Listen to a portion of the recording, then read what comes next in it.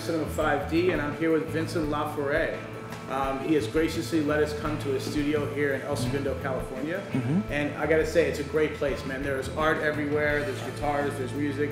Definitely a Renaissance kind of everything feel to this place. And thank you so much for having us. I'm happy to have you here. So, you know, we just got here a little while ago, and we see that you've got all this gear downstairs, and you guys are prepping for a job, I think in Italy. Can you tell us a little bit about that? Yeah, I can tell you a lot about it, but not everything. But we're following a top chef to Italy, and he's going to go to the actual producers of the produce that he cooks with.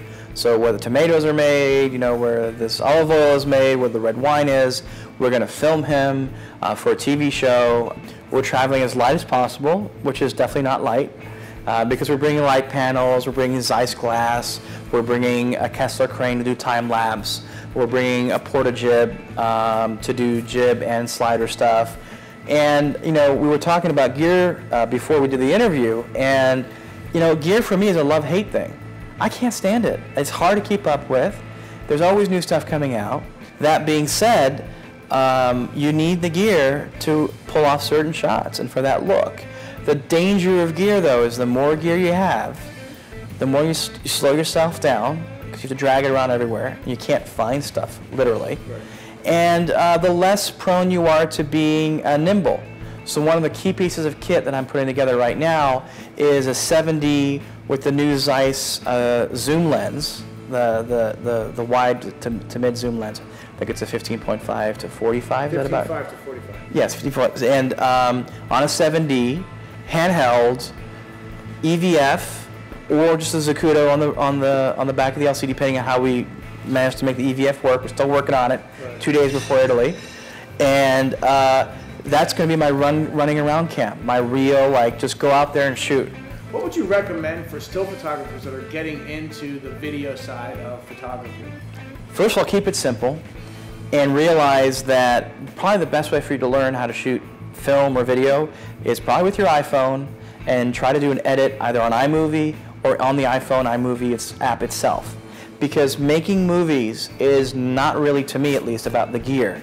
It's about learning how to sequence stuff together, learning how to tell a story, not just with beautiful visuals, but how they interact with one another, how they move, the timing of it, the way the camera moves. So before you get, you know, invested in a Steadicam or a glide cam or a Cinevedi slider or a Kessler crane or a jib or rack focusing and ND filters, learn the art of filmmaking, which is cutting, you know, sequences together and making them live together.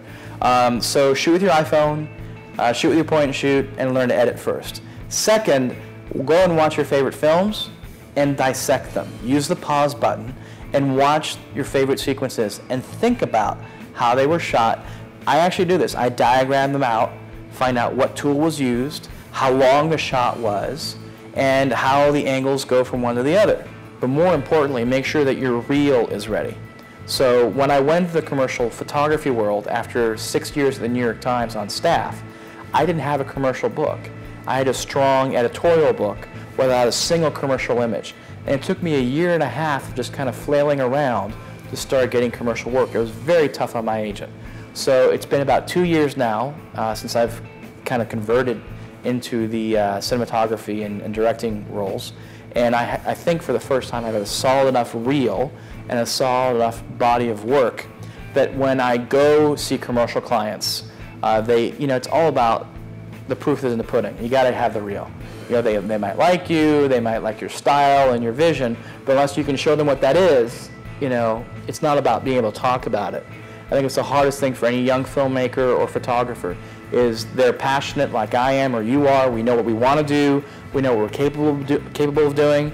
But you've got to be able to show it, you know, in a tangible form, whether it's a portfolio print or on a reel. You know, there's been a lot of workshops here. You teach them. I'm teaching them as well. Yep. There's kind of Shane just came out with a HDSLR boot camp. Yep. And you know, what do you think of the whole workshop idea? And you know, I gotta say, when we met at NAB, you mentioned to me that it's hard because the range of students is so varied. And I found that, you know, one of the hurdles to overcome in the workshops for sure. Yeah. You know, how do you see these workshops helping the community? For the students, it's great. For the instructors, it's very difficult because you've got students coming into these workshops, some of which have never even shot a still image, some of which have never picked up an HD DSLR, some of which have never been to film school, and then you've also got people who are 20-year veterans in production for TV, and some, high-end DPs coming in. So I think the best thing is when you find a workshop, find one that is geared towards your level of experience. Find an instructor that recognizes that and is going to build that curriculum around you. The workshop forces you to get out and shoot. It forces you to. As opposed to sitting back and saying, someday I'll make my masterpiece film and I'm going to wait for the perfect light. You got to realize that most professionals, you get a certain dates that are given to you by the client, and you make the best of what you can with what you're given.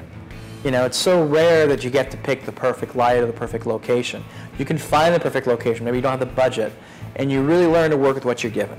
Do the best you can with what you have. Right. Stop dreaming of what you could have, what Michael Bay has. Just do what you can with what you have.